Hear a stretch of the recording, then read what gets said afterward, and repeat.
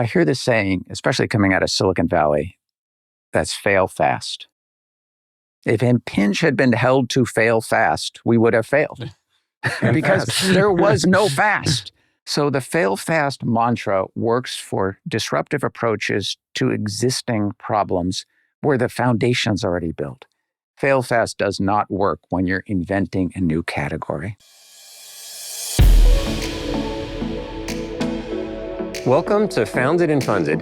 I'm Madrona venture partner Patrick Ennis, and today, Managing Director Tim Porter and I have the pleasure of hosting Chris Diorio, co-founder and CEO of Impinj, the pioneer and world leader in RFID technology, products, and solutions. I've known Chris for more than 24 years. Since Madrona and my firm at the time, Arch Venture Partners, co-led Impinj's first round of financing in the summer of 2000. Today, the three of us are going to reminisce about old times and share some fun stories, while also diving into what it takes to truly launch a new category and the patience required by both entrepreneurs and investors when doing so.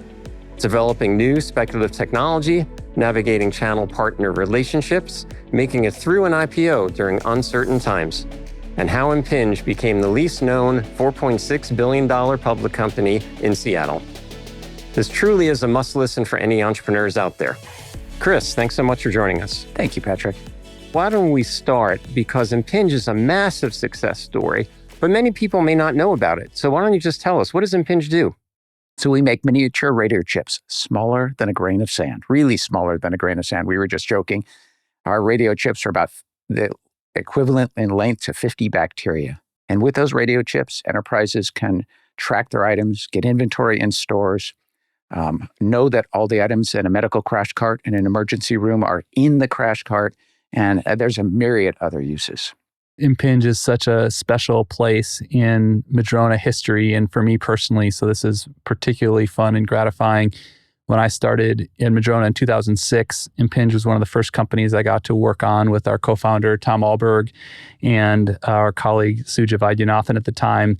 Patrick was working at Arch, but was in the same office with Madrona. I literally met him on my first day in 2006. And so now here we are, and what a huge success story, and never a straight line to success, which we'll get into. But let's go back to the beginning and the founding and the original deal. And so $15 million round in 2000, everything that was getting funded then were .coms. And here's Chris, a new-ish star professor at UW-CSC from Caltech, partnered up with one of the fathers of the industry, Carver Mead.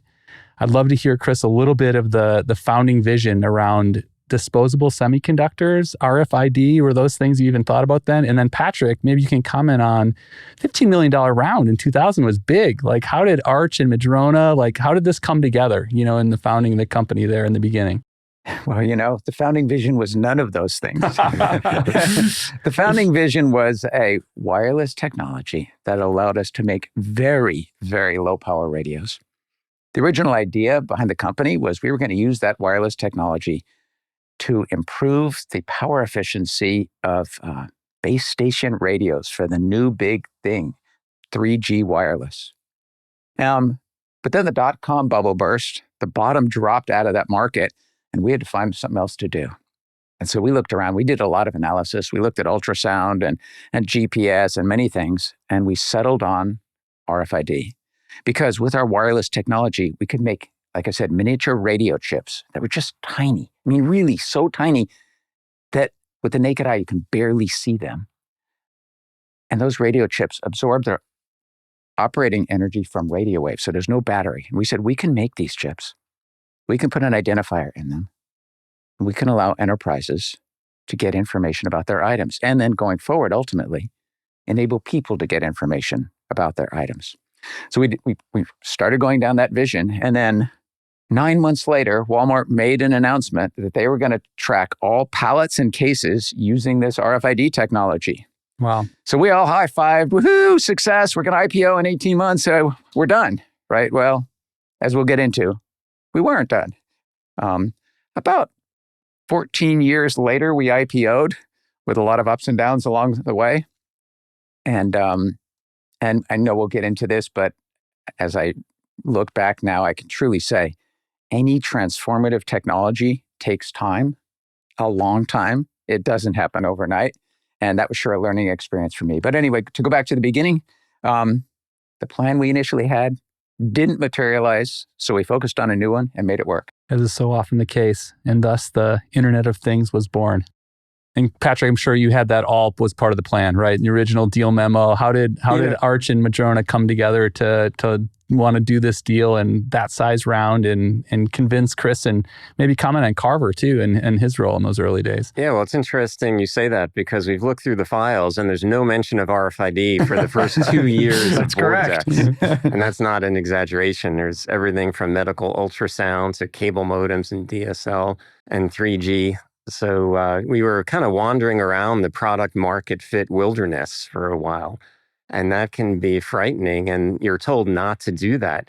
But sometimes it's a good thing when you really have a breakthrough technology. If you pick that application too early, you may not ultimately realize all the value. Now, that's bad advice in general to entrepreneurs. Don't worry about your application. But sometimes, as long as you keep the burn rate low and you're smart about what you're doing. So speaking of the round, as you point out, in the year 2000, if you discount back inflation, that size round, $7.5 million from Madrona, $7.5 million from Arch, that was a fortune. Thank you, Patrick. No, it took a village. But I think part of it was, and Chris, correct me if I'm wrong, we sincerely thought that might be the only round that we do. And you had great interest from all the top firms in Silicon Valley, partly because of you and what you had achieved in your relatively young career, but also due to Carver Mead, who is as consequential a figure as there is in the history of technology in the last 100 years, and that's not too much of an exaggeration. So how did you view that, working with Madrona and Arch and our founder, Tom Alberg, and working with us versus going with some of the Sandhold Road firms? Oh, there's a lot in those questions. Well, first on the $15 million, at the time we founded the company, I was a 3-year faculty member at the UW. The idea of $15 million was kind of off scale for me. So it's truly amazing that we were able to raise that amount of money. So yeah, we thought it would last forever. But of course, that amount of money never lasts forever because you've got a ton of work to do, hiring people and all the things along the way. So we ended up doing multiple subsequent rounds and I believe raised something in the range of about $125 million over the course of the company before we IPO'd. But again, we were truly developing a transformative technology. So going back to those days, we had Tom Alberg on our board, we had Patrick Yu on our board, we had Carver Mead, and it was the collective experience of you guys that kind of settled the company and allowed us time to really think and pursue opportunities. And anytime a major problem came along and I was all frustrated and all worried, especially Carver and Tom, they'd say, relax, it's okay. Why don't you look at it this way? And it was that kind of wisdom, and that it's more than wisdom. It was that experience and their ability to drive confidence in the paths we were taking. Confidence, even though we didn't at that time know which direction we were headed or how we would get there. It was that confidence that really helped build the company. And so you go out, hire good people, hire the best people you can, hire only people that are better than you are. And I truly mean that. And with this strong team, you will, in general, find a way to be successful. We have a set of principles that underlie the company, and they are the most important thing to the company. When I go to customer meetings, I'll often start with our principles. They begin with be respectful, always act with integrity, always think big, always trust your instincts, always be curious and listen. And they end with a saying by Patton, which is, tell people where to go, not how to get there, and you'll be amazed by the results. So those are our principles. And then we have our mission statement, which is separate from that. And our mission in the world is to connect everything. And we're going to do it. It's so instructive. And you can have breakthrough technology and world-class technologists, but company success comes back to culture and people. And that just cuts across all of the great companies that we see here. Founders get to that culture in different ways, though. Would you say, so that's an amazing set of principles and you've articulated it well and the company lives them every day. Did those kind of happen organically? Did you and Carver really specifically say, we're going to write this down early? How did you kind of create that originally and then cultivate it all these years? it didn't happen early. It actually happened later on in the company's history. We had a set of ways that we behaved, but they weren't codified in a set of principles. And it wasn't even until after our IPO. And what year was that? We IPO'd in 2016. 2016. And so the principles came about, I think, in 2017 or maybe 2018, where we actually sat down and said, okay, the company's growing, we're getting more and more people. It's time to write these things down. They were not new. They were a set of sayings and actions and the way we behaved. They weren't new. But putting them down on paper was an important step in the growth of the company. But we were living those principles up to that time. And today, I believe my number one job as CEO is to give every employee at Impinj the opportunity to be wildly successful. Because if every employee is wildly successful, the company can't help but be wildly successful. And I believe every employee's job, and I tell them this, is to do everything they can to make our customers wildly successful. Because if our customers are wildly successful, we can't help but be wildly successful. And that really is the vision of the company and how we behave and act. And the principles kind of codify that. But it's just our viewpoint and how we go to market, how we act as people in the company. And it is the most important thing to our company, bar none. So great. Genius is taking complicated things and making it simple. That's a great example, but it's hard to put it in practice, and you all have done a great job. Let's go back to the story. So we talked about the founding, and you mentioned Walmart making this big announcement, but then sort of teased maybe that didn't play out exactly like everyone thought. It did not. You mentioned it was 16 years to the IPO. So many fits and starts. We sort of joked RFID, once it defined that as a market, was still the market that was 1 or 2 years away for 10 years, 15 years. How did the company persevere, continue to execute and grow despite a market that arguably took longer to develop than maybe you thought when you first sort of really defined it and honed in on it? There's two answers to that question. I think part of the answer is if you have a vision and you truly believe in it and you can see it, you know it's going to be there. You can just see it. Don't give up. Just do not give up. Persevere and say, I'm going to make this thing go no matter what. I don't know how I'm going to get there. I don't know what the path is, but I'm going to do it. And day by day, I'm going to figure it out. And not just I. Every person in the company's got to say that. We are together going to figure it out. And so, yes, in 2003, Walmart made an announcement that they were going to tag all pallets and cases. This was great. It was fantastic. Except for a couple of small nits. We didn't have any spectrum we could use. We didn't have any wireless standard by which to communicate. And we didn't have any products. Other than that, it was great. And on top of that, we didn't have any money to buy spectrum. So spectrum is not a cheap thing. Building all the products is not so easy. And creating a worldwide standard for radio communications, like people think Bluetooth and Wi-Fi, well, we had to create the equivalent thing. We didn't have it. And you cannot create a worldwide standard overnight. So we got to work. And we created a standard that finally got ratified in 2005 with an immense amount of work. It was like the work of 100 PhD theses. It was just incredibly hard because it was like doing your PhD thesis and everybody's fighting you. Got the standard approved, but we had to build products to it. We still didn't have spectrum.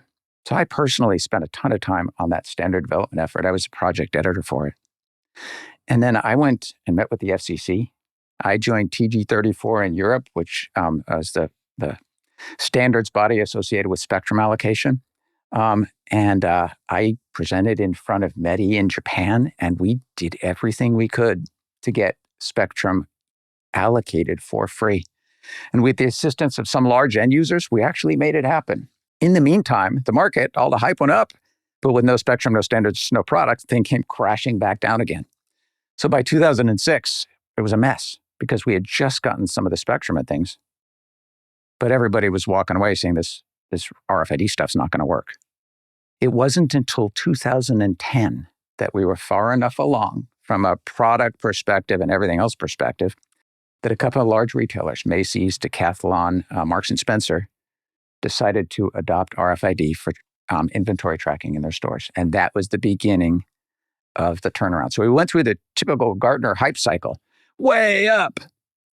More than $1 billion of VC money got poured into RFID when Walmart made that announcement, way down, crashing down. And only one company of that whole time made it out the other side. And it was we were lucky enough that it was us. All the other companies failed or got acquired along the way. And Chris, how many chips has Impinj made over the course of time? And where might the average person have encountered them, even though they didn't know they were encountering them? We've sold more than 100 billion chips to date. Let's say that again. More than 100 billion. You didn't say 100 million. I did not. I said 100 billion. So we've sold more than 100 billion chips. The industry has been growing at a 29% unit volume CAGR since the year 2010. And at this point in time, we're probably about 0.5% penetrated into the opportunity. The total opportunity is of the order of 10 trillion chips a year. I wish I had brought a vial. I have a vial that's about the size of the end of my pinky that's got 500,000 chips in it. And it's just tiny. So they are effectively consumable silicon. So we put the chips into our onto item. In retail stores, for example, let's say for retail apparel or apparel and footwear tracking, for inventory visibility in stores, the chips are generally inside the price label. So if you hold up the price label to a light and look through it, you'll see a little black dot. That's our chip, and you'll mostly see the glue around the chip. And then a small antenna laminated into that label. When you get home, you cut off the label, you throw it out, you own the item, and then the retailer goes and buys a new item with a new chip. Every one of those chips identifies the item uniquely. Employees in stores go out with a handheld reader maybe twice a week and do a quick store inventory so the store knows what they have, knows what they need to order. Going forward, we're actually doing self-checkout systems, loss prevention systems, and other kind of systems to make the consumer buying experience much more seamless. So on my phone, I have an app where my airline tells me where my bag is. When I do a road race, it tells me what my really bad 5K time is. That sounds like you must be involved in that somehow. We're involved in a lot of those things. If you fly Delta Airlines and use Track My Bags app, if you ever peel back one of the baggage tags, inside you'll see an antenna with a little dot on it. So Delta tracks your bag with what is now called RAIN, RFID, RAIN for radio identification. If you run a foot race, like a 10K or something like that, there's one of the chips with a little antenna in your bib, which you throw out at the end of the race. So you don't have to untie the tag and return it at the end of the race like in the old days. So our chips are on everything. If you think 100 billion, there's roughly 2 billion people in the entire Western world. So we've delivered roughly 50 chips for every person who's listening to this call, and we're just getting going. So as I like to say, we're the most pervasive technology that nobody's ever heard of. I love that. From a company building standpoint, it's so fascinating because, again, you're breaking new ground from a technology standpoint. You had to sort of search around to find this set of use cases and product market fit, as we say. But even at that point, Delta and these retailers, there was a lot for them to bring together and write applications or track their inventory, et cetera. So you're sort of building the tech, evangelizing to end customers, building partnerships to actually integrate and take these things to market. That's a hard set of things to pull off. And of course, back to people, you had some great people around the team across, both technology and the business side, but maybe talk a little bit about how you cultivated those end customer, scenarios and the end customers while also kind of working across all these partnerships. One of the strange things in our industry, which you don't see very often, is that our early adopter companies were some of the largest enterprises on the planet. Think Delta Airlines, think Walmart, think Macy's, think Decathlon, the largest sporting goods retailer. Think the Department of Defense, think Department of Homeland Security. I mean, it's these enormous size companies or institutions, hospital chains. And so we learned pretty early on that we needed to work with the large enterprises because they were the ones who could retool their operations and retool their supply chain to use what we were bringing to market. The advantage there is our customers were huge. The disadvantage there is that they had huge operations and it takes years for them to fully deploy. I think an important lesson there for for all startups, and even if they're not targeting Walmart and Delta right out of the box, which you all did, is that you worked backwards from the end customer, and then you had to develop the channel partners and integrators. Like, you weren't actually printing the hang tags with price tags on it, and neither is Walmart. Somebody else is doing that. Correct. And somebody else goes and installs other things, et cetera. But you started with that end customer and said, what's the scenario? And you really helped them cultivate. And then the whole solution kind of, and the partners necessary came together from That is correct. that order. We went to the end customer and really said, tell us about the problems you're having. It's really about solving the enterprise problem. Tell us the problem you're solving. We can solve this problem. Here's what the solution will look like. And the most important thing there is establishing a trusted relationship with that enterprise customer. Truly a trusted relationship that you and they are in it together to solve their problem. So, Chris, I'd like to ask about how you thought about the financing strategy, because you and your team have done a great job through the years of raising money when you needed it from value-added sources. And entrepreneurs and CEOs are always thinking, how do we view strategic investors versus financial? Early on in Impinj's life cycle, I think in what we used to call the Series B, I think maybe now it'd be called the Series D, but you brought in 3 corporates as investors, TSMC, UPS, and Unilever. And one of them in particular turned out to be an amazing long-term partner, and the other 2 were good partners also. But wondering if you had any thoughts on that, especially TSMC. Although they've been around for 40 plus years, recently they're in the news because of all the supply chain issues and global issues regarding different countries and who makes what semiconductor.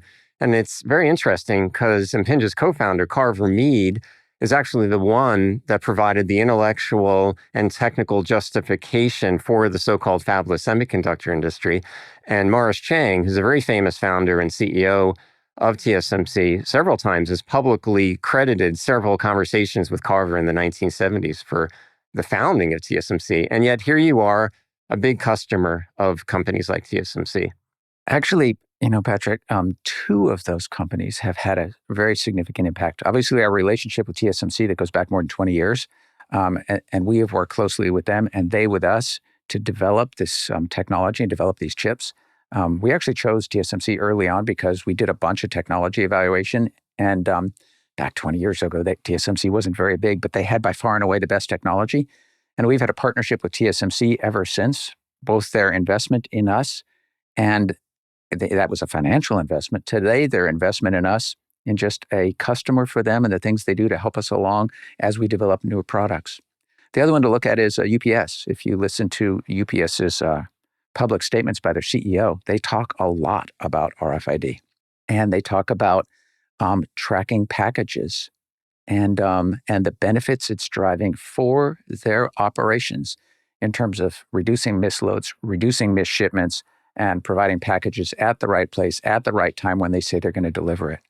So I'd encourage you to go listen to some of those statements because it really is a testament to a company getting in early, understanding the benefits of the technology, seeing it as an opportunity for them, and then driving it forward. It's an example of one of those Fortune 100 enterprises that takes time to adopt, but has had the vision for a long time. And I know, Patrick, you had a chance to meet with, going back to the TSMC one, you had a chance to meet with Morris Chang. Chris, that was one of the thrills of my professional career. I was on the board of an optical networking company that happened to have a board meeting in Taipei because UMC, which was a TSMC competitor, was an investor. And because of you and Carver Mead, you sent an email and the great Morris Chang, 20 minutes one-on-one at TSMC headquarters in Hsinchu City. And I was shaking the whole time. Because, in my mind, he was like Bill Gates and Jeff Bezos and Henry Ford all put together. But yet he was talking to the little old me. And it was because of you and Carver. And he was such a nice gentleman, so smart, had nothing but great things to say about Impinj even then. And this was 2002, I believe. He is in the same mold as Carver and Tom Alberg from Madrona. And I have no other way to characterize them other than just wonderful people because they think about helping others along their journey. And now one of the most valuable companies in the world, and that a lot of folks hadn't thought about until AI, chips, NVIDIA, all those things. And there we mentioned AI. Now we can move on. But Yeah, that's right. What a story. I also just want to comment on, you mentioned Tom again, but he had such an influence on Impinj and of course on us here at Madrona, but so many things, that I think he did help us all be successful, which is, work with great people, empower them, take big bets, and then be patient. Right? Those, and probably more, but those all really kind of come through in how Impinj ultimately became successful and what we try to really take into our investment philosophy today. Well, yes, first about Tom. Tom was a wonderful person, and we all miss Tom. He was wise. He was smart. He was trusting. He was helpful. He was patient. And I wish he was still around. I really do. He was on our board from day one, along with Patrick joined us on the board early on. Maybe at some point you can tell your story about how we got to that board. But he was on our board from day one, and he stayed with us up until just a couple of years ago. I believe he was on 2 boards in the very early days, Amazon and us. And he stayed with us, I guess, probably, I don't remember when he stepped down, maybe 2020 in that time frame. So his wisdom and the values that he brought to the company were immeasurable to our success. It was amazing because when we first put the deal together for Impinj in 2000, we talked about this. Tom was on 2 boards then, Amazon and Impinj. And, we were in awe of that. I think we were somewhat intimidated, but we really, really benefited from having someone of his caliber. And he was such a great mentor to everyone that he touched. And specifically, how we put that deal together, it combined a couple things. Even though I wasn't actually working at Madrona, I was sharing office space with Madrona, and Tom was happy to mentor anyone. So Tom was one of my mentors, and he gave me a lot of guidance for Impinj. And I remember when we were negotiating the term sheet, Chris, Tom empowered me, and then my bosses at Arch empowered me within a range. And then, Chris, you had a unique suggestion. Instead of coming over to your office and negotiating the term sheet, what did we wind up doing? And it's a tool that I've heard you've used many times since. Yeah, we went on a walk. So I do this a lot. So we had obviously gone through the terms, and there were some sticking points. And it's often really hard to settle a negotiation around a table. So oftentimes, and I do this with our enterprise customers as well, I'll say, you want to go on a walk? Or do you want to go on a run? I've actually done deals on a run. And there's something about going out and walking or running. Be careful if somebody's a lot younger than you when you do the run one. I remember it, Patrick. I said, Patrick, what's most important to you? And he just told me. And I said, well, here's what's most important to us. How do we get to a resolution? We just work through it. It was probably only 30 minutes. And we came back and we were done. And I've done that innumerable times with many customers actually out in the field. I'd like to go back to the investment topic for just a second. I hear this saying, especially coming out of Silicon Valley, that's fail fast. Mm. If Impinj had been held to fail fast, we would have failed because there was no fast. And as I said before, any transformative technology takes time. Everybody kind of takes mobile phones for granted today. It's taken 40 years. I mean, I used the first mobile phone in 1985. It had a rotary dial. It was in a briefcase with a rotary dial and a coil cord, right? So the fail fast mantra works for disruptive approaches to existing problems where the foundation's already built. Fail fast does not work when you're inventing a new category.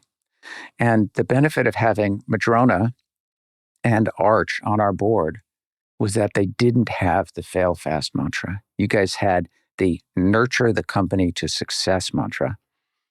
And Impinj was incredibly lucky and thankful to have Madrona and Arch as our first investors. That's kind. I mean, it's in the hardest parts about this business is riding the line between having patience versus putting good money after bad or falling in love with a bad idea.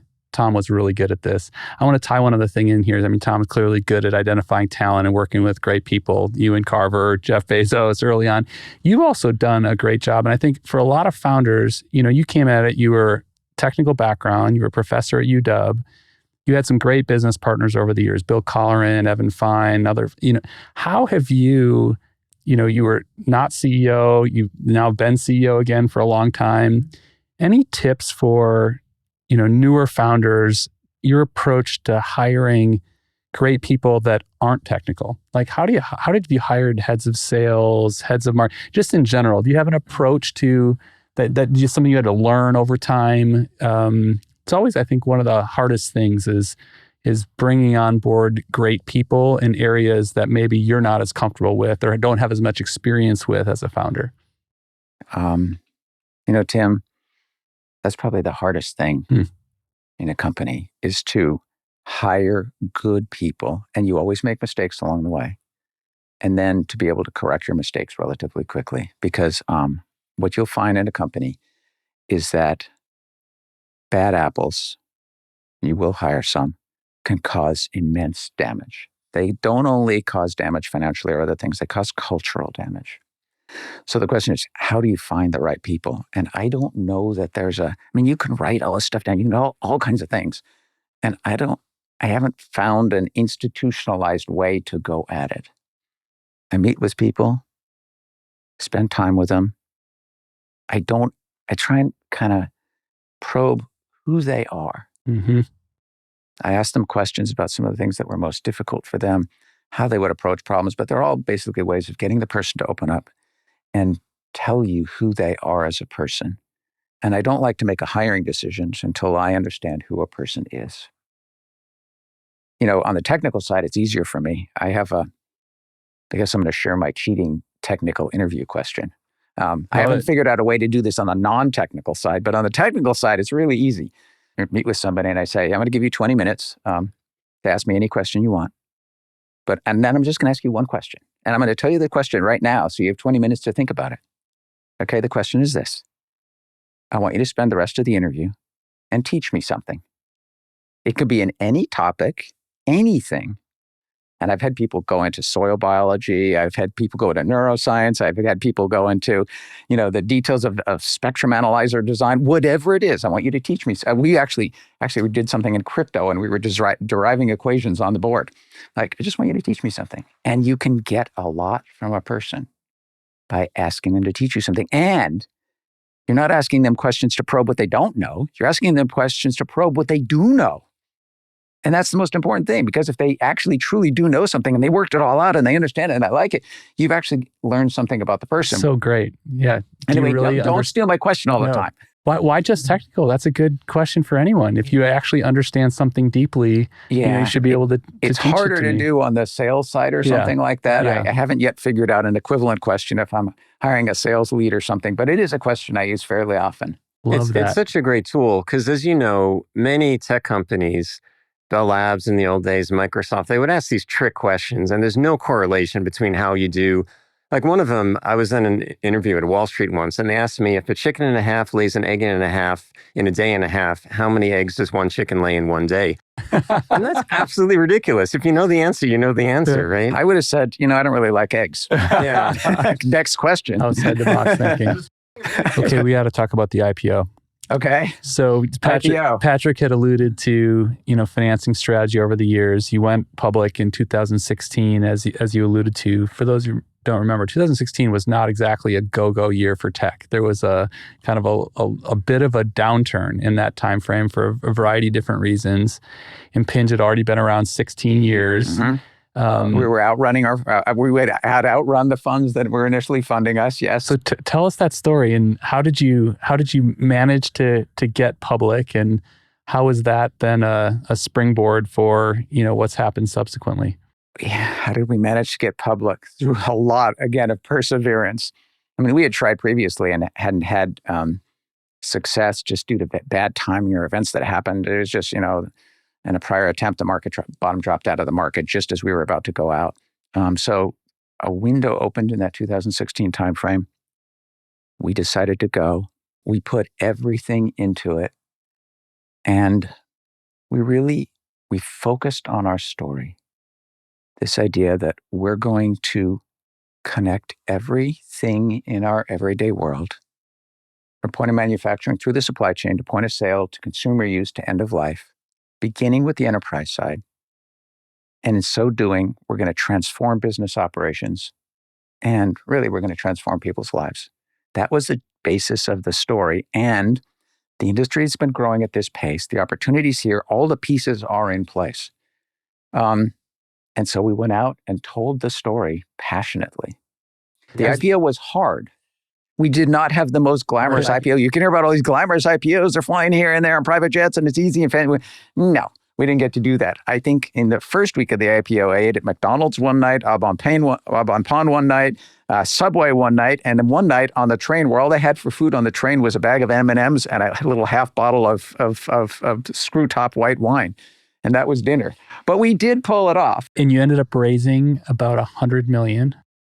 You know, and the valuation, the market cap after you went public was like $400 million. Yeah, it was. I don't remember the numbers. It's been too long ago. But that was the order. I mean, I remember working on that together with you at the time. And, you know, you think about people talk about IPO windows being open or not open and that it's this place that billions of dollars gets rained down. But, you know, that was a financing. Right? It was a financing event, but it was a financing event through the public markets.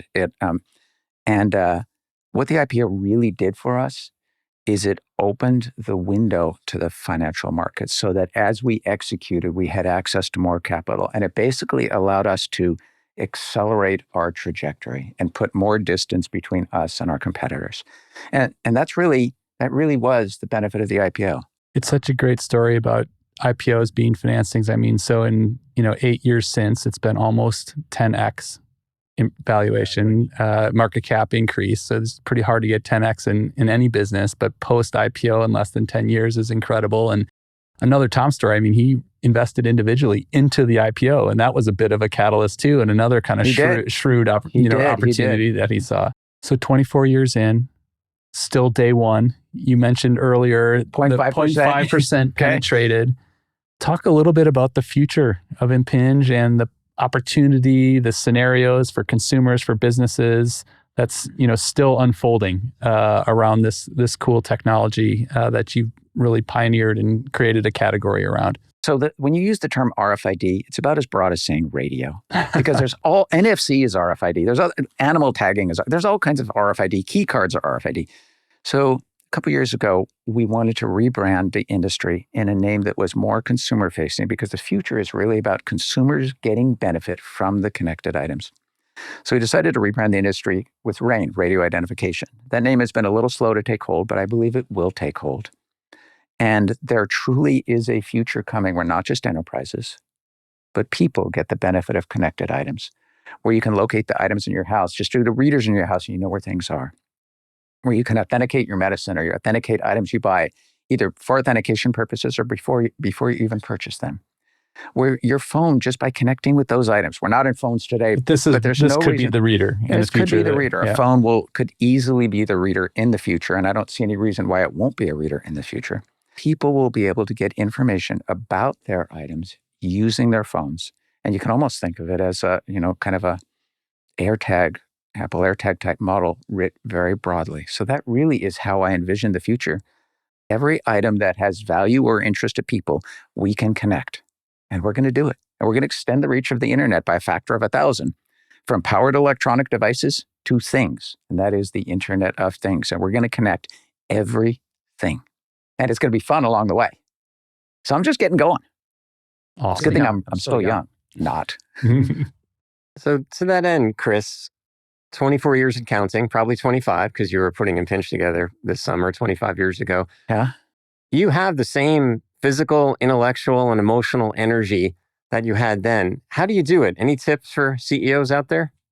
Don't get old.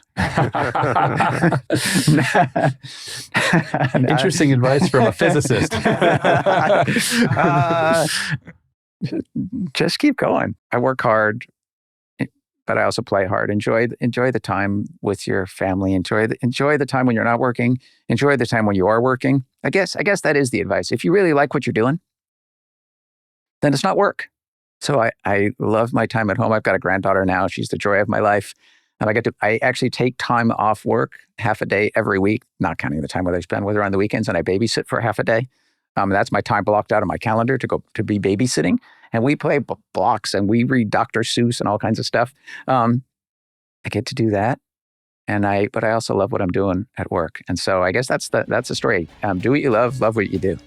Thank you so much. You're so generous with your time. You've built an amazing company and category. Many people. We built an and the amazing team. company. Well, You guys were on the team. We built a company. That's kind. And I know Patrick and I have both learned a lot, and you've spent a lot of time mentoring and sharing advice. And this is another great example of that. So thank you so much. And here's to the next 25 years. Well, thank you. Thank you. Thanks, Thank you Chris. both very much. Thanks.